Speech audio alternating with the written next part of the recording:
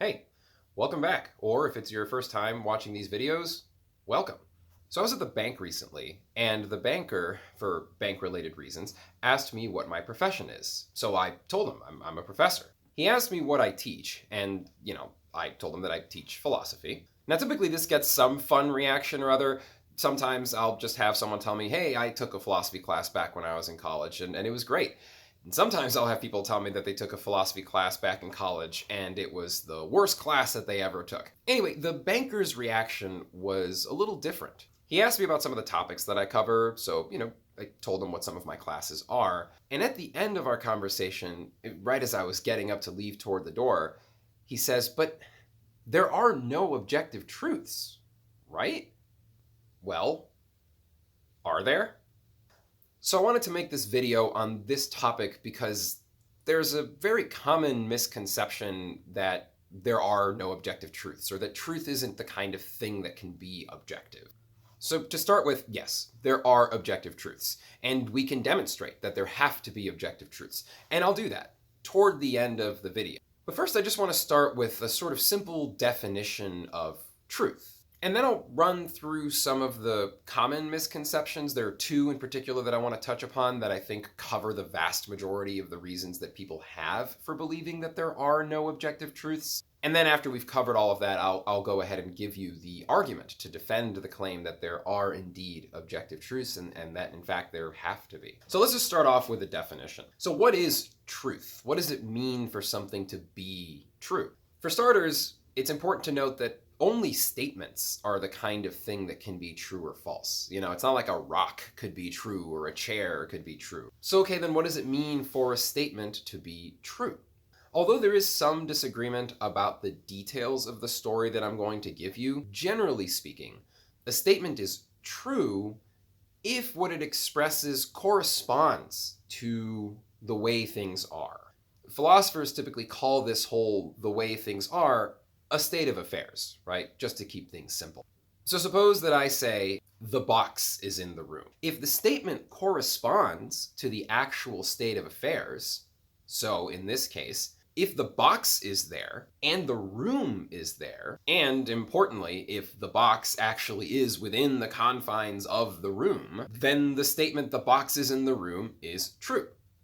Otherwise, obviously, it's false. Now, this is so straightforward that it might seem silly that there's a theory about what it means for a statement to be true, or for statements more generally to be true. But there are details here that just don't really matter for the purposes of this video, right? The general story is good enough. And anyway, that's all it really means for something to be true. Okay, so given that that's what it means for something to be true, why is it that people believe that there are no objective truths? As far as I can see, there are generally two reasons. And both of these reasons are understandable misconceptions. Okay, so the first one is that people seem to believe that truth is the kind of thing that's relative or subjective. And second, some people seem to think that we can't know anything, and that somehow entails that there are no objective truths. So we're going to cover both of these. So let's start with the people who think that truth must be relative. If truth is relative, then what's true for me may be different from what's true for you. In other words, you might think that truth is in the eye of the beholder. One way that this gets expressed is in my truth versus your truth talk. So you might hear someone express something, and then when they get challenged, they might say, yeah, all right, fine, but that's your truth, not my truth. Now, I do think that there's something that is both meaningful and important that they're trying to express, but it can't be that truth itself, or more specifically that the particular statement at issue itself has a relative truth.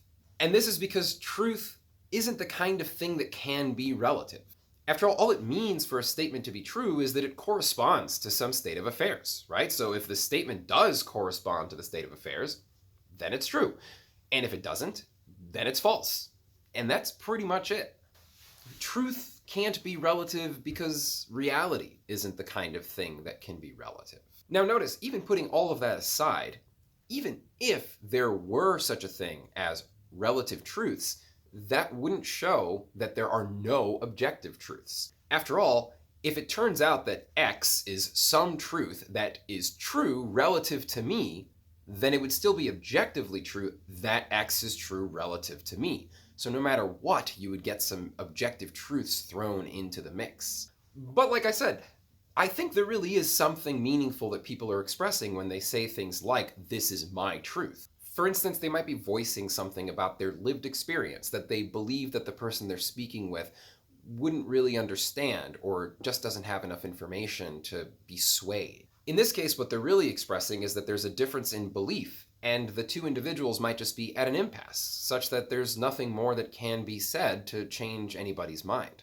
And I totally get why people talk this way, especially when it comes to certain sensitive topics. Okay, so that covers the first misconception. Now let's move on to the second.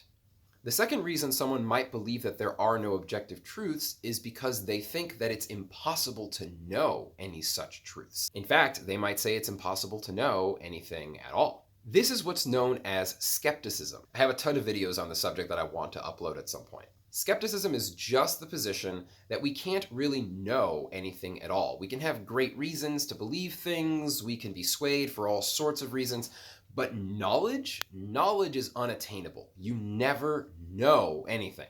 And oftentimes, skeptics claim that in order to know something, you need to be certain that it's true. And certainty is such a high bar, there's no way of reaching it. Let's consider an example.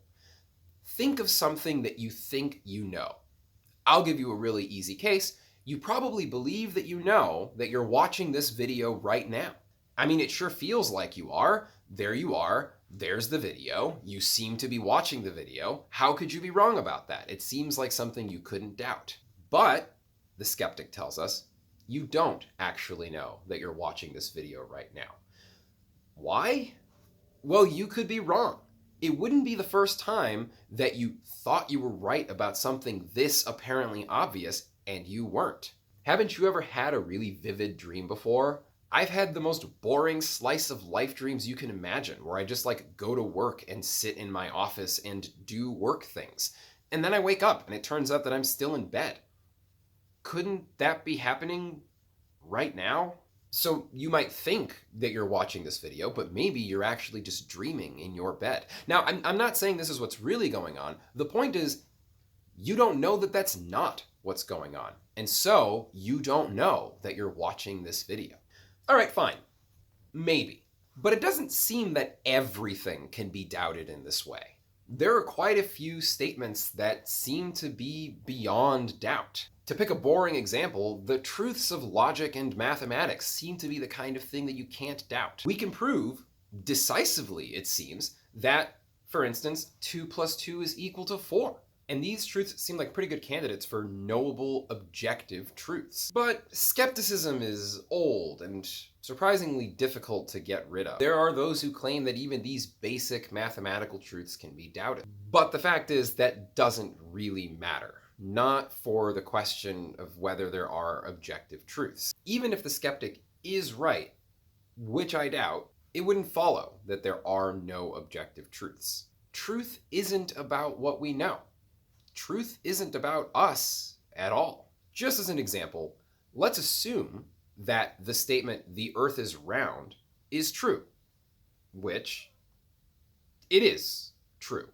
I can't believe that this is something that, anyway. Well, obviously the shape of the earth doesn't depend on us. Even if every living thing ceased to exist tomorrow, the earth would still be round, and it would still be true that the earth is round. It would be true even if there were no one around to talk about it, no one around to make videos about it, and no one to have bizarre conspiracy theories about the shape of the earth. The point is, our mental limitations, what we can and can't know, what we can and can't be justified in believing, none of that has any bearing on truth. All right, so by now we've basically settled that truth isn't the kind of thing that could be yours or mine, and that skepticism doesn't really give us any reason to believe that there are no objective truths. But now I'd like to give you a really straightforward, basic, decisive argument that shows that there have to be objective truths. What I'm going to show is that even if we were to assume that there are no objective truths, that would still entail that there are objective truths, which sounds weird, but bear with me. Denying the existence of objective truths will still leave the world with objective truths. The argument that I'm going to give you is what's known as an argument by cases, and it's a really, really simple argumentative form. It basically says, look, there's some limited set of possibilities, and every single one of those possibilities entails the same thing, so that thing must be true. In this case, there are only two possibilities. Either there are objective truths, or there aren't objective truths. And both of those possibilities end in the exact same place. So let's see that. First, assume that there are objective truths. Well, then naturally it would just follow that there are objective truths, right? If there are objective truths, then there are objective truths. Duh, right? That's not very interesting. Okay, but now assume the alternative case is true, right? So assume, for the sake of argument, that there are no objective truths. If there are no objective truths, then it's objectively true that there are no objective truths, which entails that there's at least one objective truth. So no matter which way you go, if there are objective truths, then there are objective truths. And if there are no objective truths, there are still objective truths, right? So no matter which way you go, you end up with objective truths. Okay, so I don't expect this one YouTube video to put this entire issue to bed. There are always going to be people who disagree, or people who don't understand, or people who just really, really want it to be the case that truth is the kind of thing that can belong to somebody. There are always going to be people who want to say that there are no objective truths, which is kind of funny when you think about it, because those people are trying to convince you that it's objectively true that there are no objective truths. Sounds a little self-defeating. But in any case, with all of that said, it is certainly objectively true that I hope you enjoyed this video, and I hope to see you again in a future one. Thanks for watching.